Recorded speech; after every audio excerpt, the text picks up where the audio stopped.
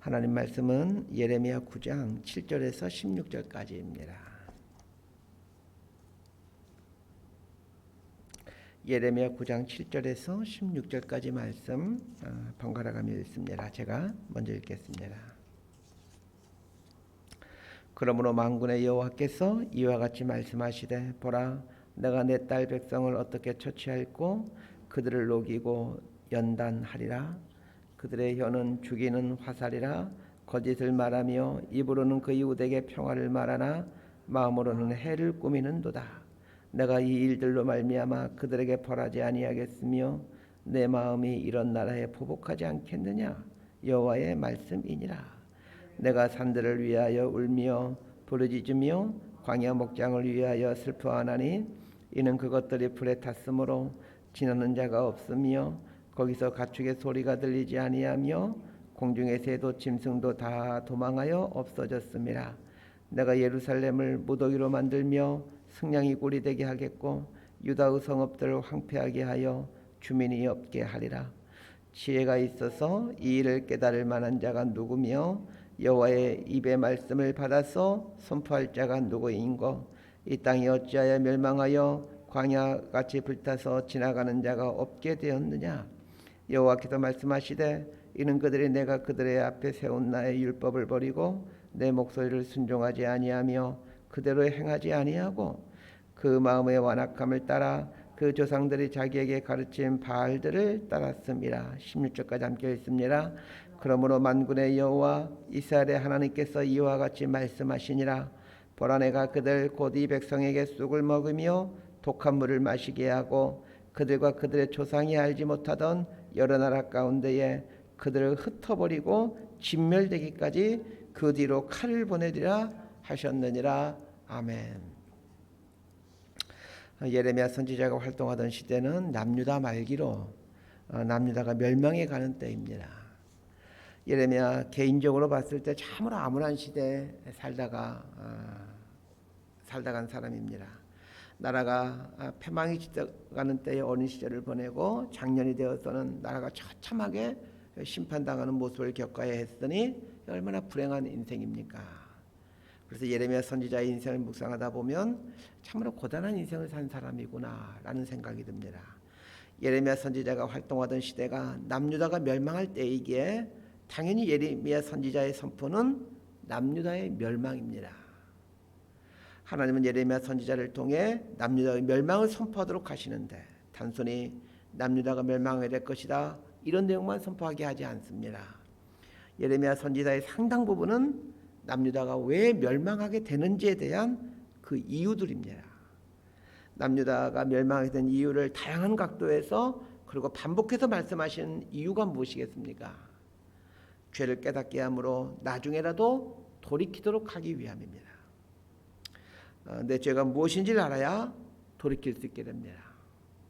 우리는 하나님께서 지적하고 계시는 이 남유다의 죄를 보면서 우리 안에 움츠리고 있는 죄들을 찾아내는 일을 해야 됩니다. 그게 성경을 주신 목적이죠. 남유다 백성들 죄악을 지적하는 걸 보면서 남유다가 이런 죄를 저질렀구나 이렇게 아는 것에서 끝나면 그게 무슨 소용이 있겠습니까? 남유다 백성들이 저지른 죄는 지금 우리들이 저지르고 있는 죄의 모습과 그 양상은 다르지만 그러나 본질적으로 들어가면 동일한 것들입니다.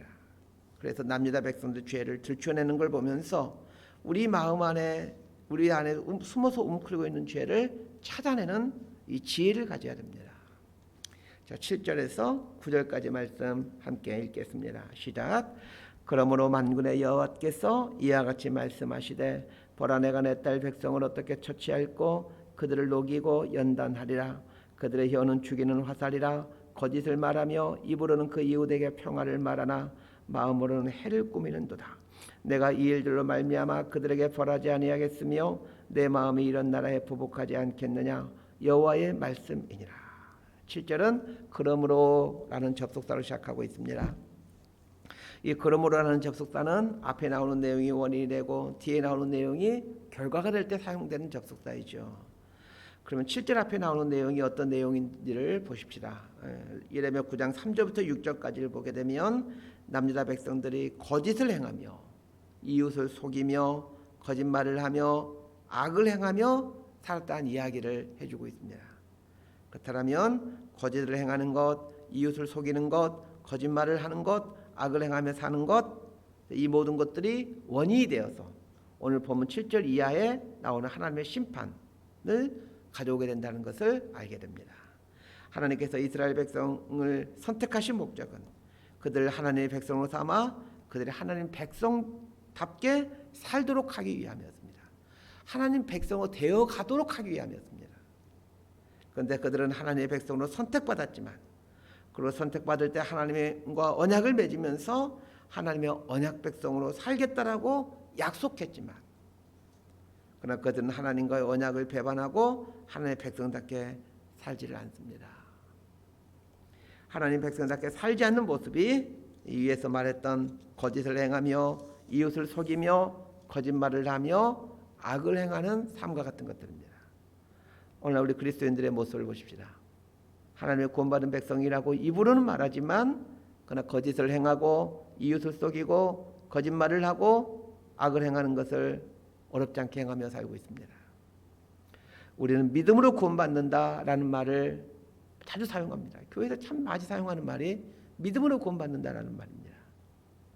그러나 믿음으로 구원받는다라는 말의 의미를 상당히 왜곡해서 이해하며 살고 있습니다.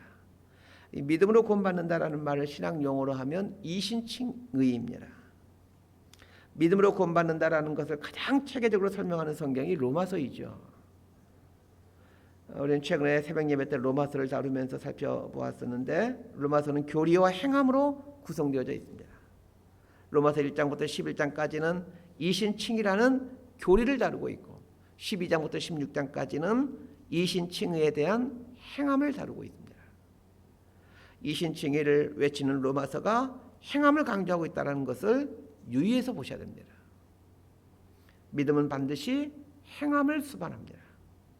그리고 기독교에서 말하는 믿음은 행함이 수반된 믿음입니다. 행함이 수반된 믿음이란 진짜로 믿기 때문에 믿는 대로 사는 것을 말합니다. 진짜로 믿으면 믿는 대로 삽니다. 반대로 믿는다고 말은 하지만 실제로는 믿지 않기에 믿는 대로 행하지 않습니다. 남유다 백성들은 스스로를 하나님의 선택받은 백성이라고 말을 하고 또 그렇게 믿고 있었지만, 그러나 그들의 삶은 거짓을 행하고 이웃을 속이고 거짓말을 하고 악을 행하는 삶을 살았습니다. 이것에 대해서 하나님께서 심판하시겠다라고 말씀하십니다. 실제 하반절을 보면 내가 내 딸 백성을 어떻게 처치할꼬 이렇게 말하고 있습니다. 여전히 하나님은 이스라엘을 사랑하십니다. 그래서 내 딸이라고 표현하십니다. 그러나 분명 내 딸이라고 표현할 만큼 그렇게 사랑하시는데 그 다음에 나오는 말, 어떻게 처치할꼬 라는 말씀을 하십니다. 처치라는 말은 일반인들이 잘 쓰지 않는 범죄 영화에서나 자주 나오는 표현들입니다. 저놈 처치해버려, 뭐 이런 말들, 암흑교에서 쓰는 말들이죠.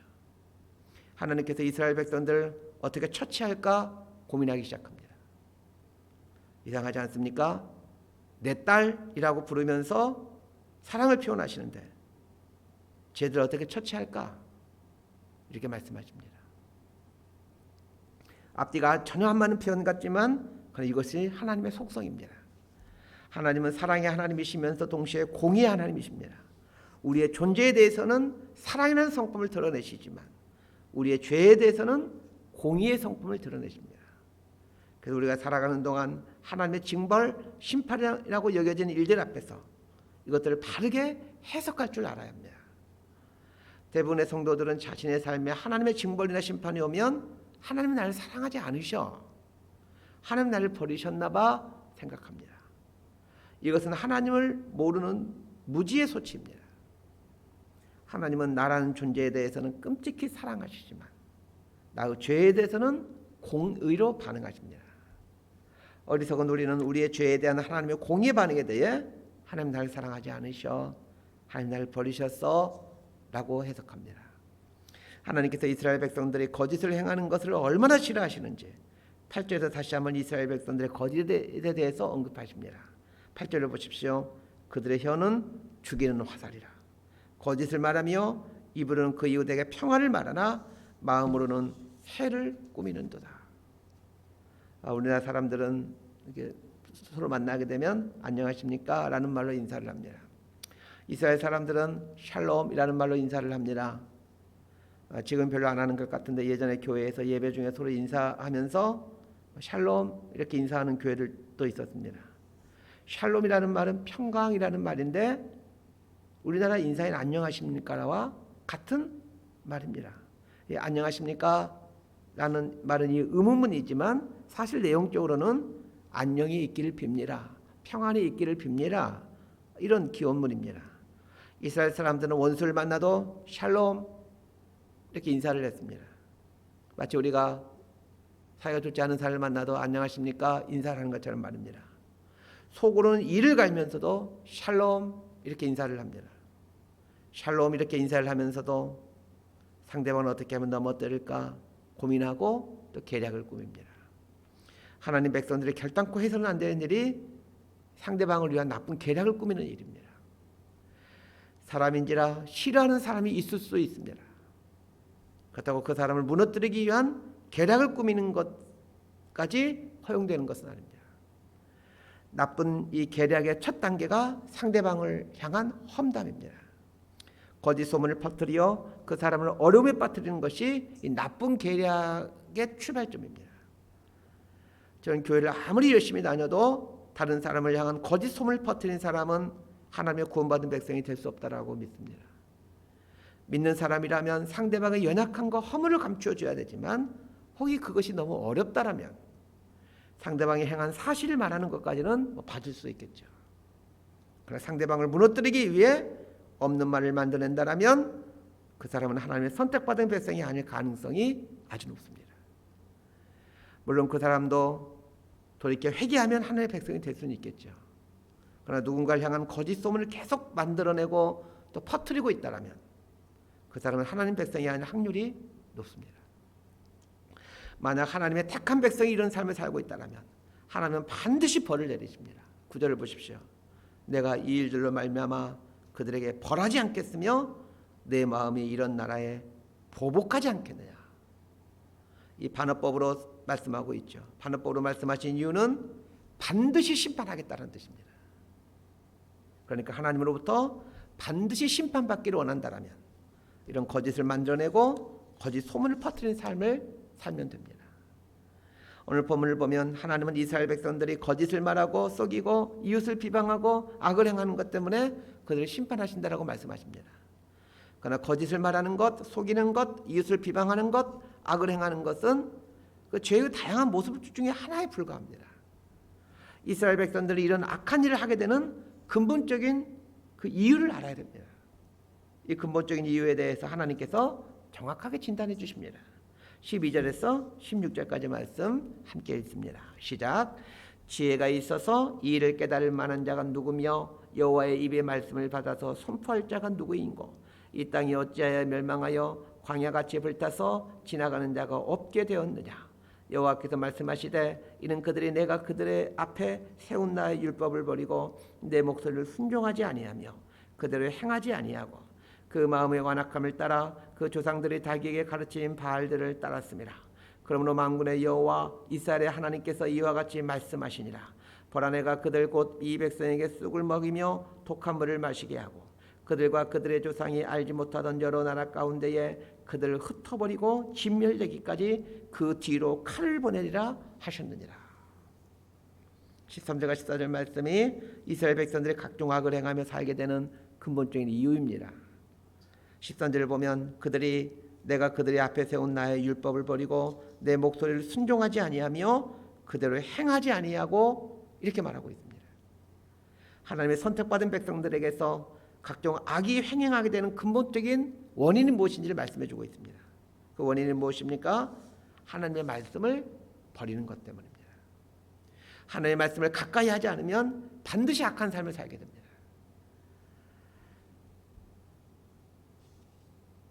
그래서 이 경건훈련의 핵심에 하나님 말씀을 가까이 하는 것을 두셔야 됩니다.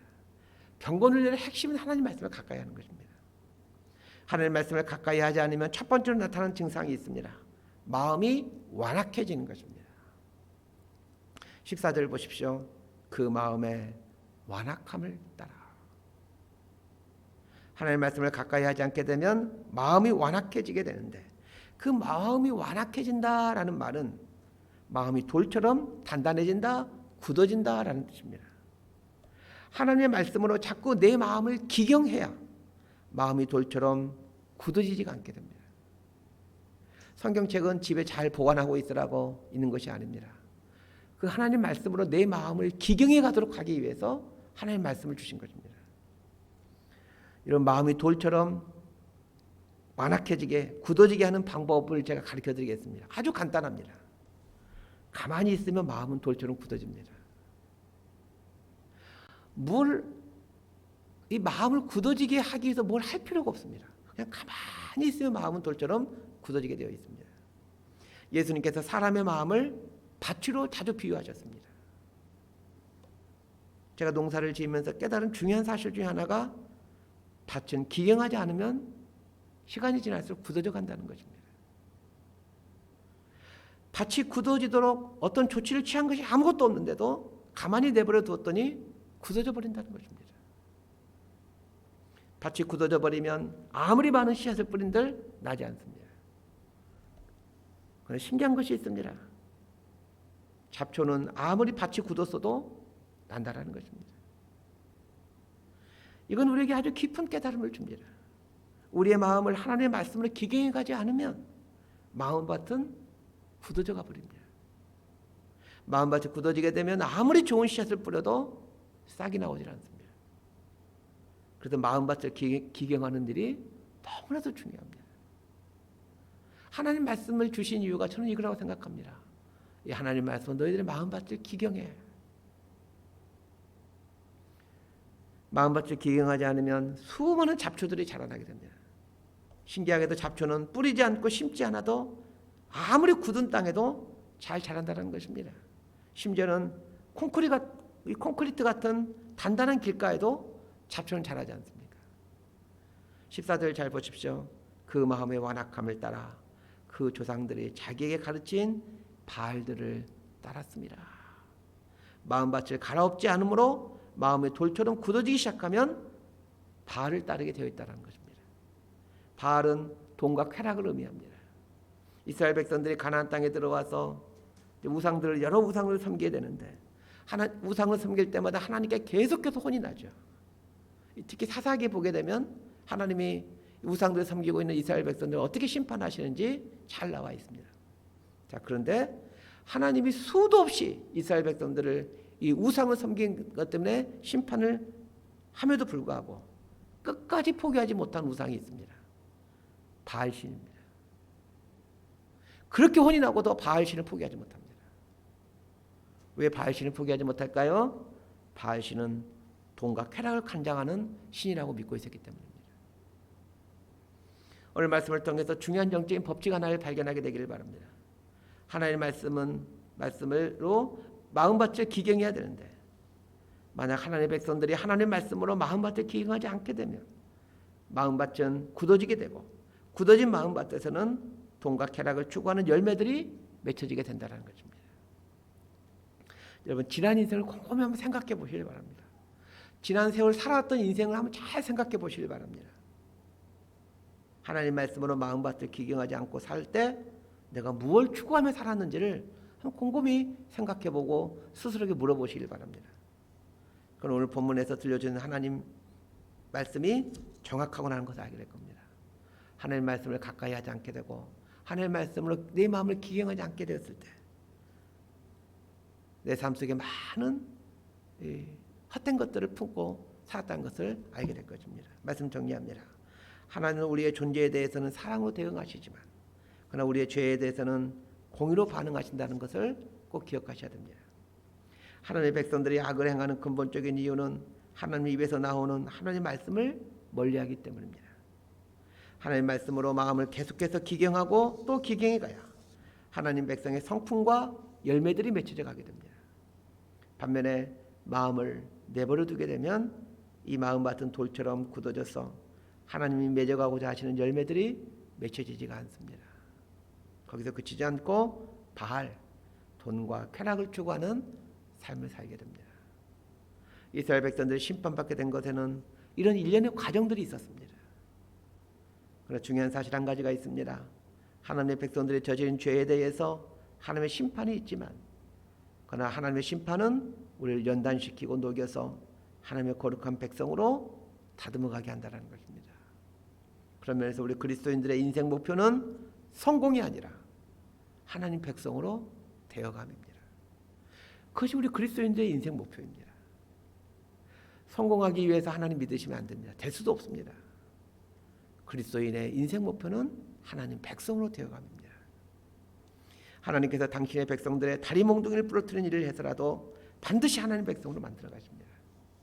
그래서 구원은 나의 공로가 아니라 하나님의 공로입니다.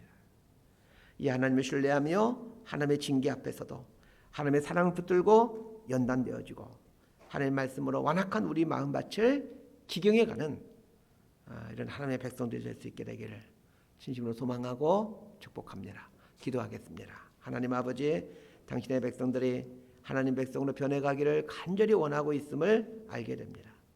어떻게 해서라도 하나님 백성답게 만들어 가시는 이 하나님의 사랑을 신뢰하며 하나님 입에서 나온 하나님 말씀으로 우리 마음밭을 기경해가는, 그래서 하나님 원하시는 삶의 열매들 맺어가는 하나님 백성 되어갈 수 있도록 인도하여 주옵소서. 예수님 이름으로 기도드리옵나이다. 아멘.